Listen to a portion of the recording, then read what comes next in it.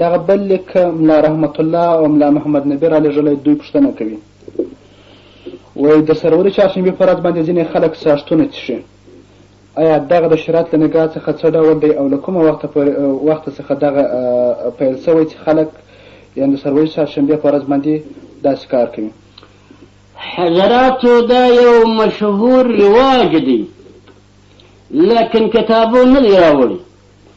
دا نه په کنز مبارک کې سته، نه په قدوري شریفه کې سته، نه دا په هدایه شریفه کې سته، او نه در مختار و رد محتار نور کتابونه،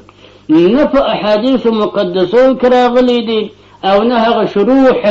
د احادیثو په دې کې نشته. د علیه السلام مبارک په زمانه کې دا شی نو، د صحابه کرامو په زمانه کې د سروري چهارشنبې په ورځ همدغه رواج او دا عادت نو، د تابعینو په وخت کې نو. حضرت امام صاحب یا د هغه شاګردان رضی الله عنهم اجمعین وهم هغو دا عمل نه دی کړی، دا رواج نو. دا تنها و تنها په دغه پښتنو کې زموږ ستاسې په وطن کې دا د پخوا څخه دا رواج پیدا کړی دی، لیکن کتابي مسله نه د حضراتو.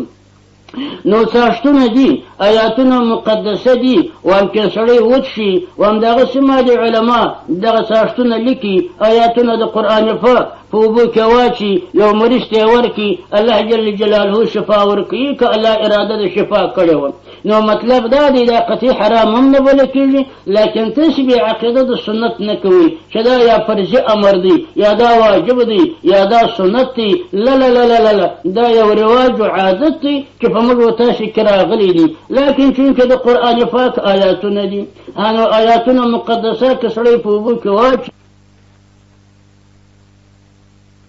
که سړی په اوبو کې واچي، بیا یې هغه اوبه وڅښي، په دې کې څه حرج نشته، الله پاک به شفا ورلره ورکړي. خو دا عقیده یې ضرري ده چې تاسې دا پوښتنه د شریعت د نګاه څخه وایم، شریعت دا شی نه دی راوړي، دا تنها و تنها و تنها دا یو رواج دی، په دې عالم کې راغلی دی، کتابي مسأله نه ده. والسلام.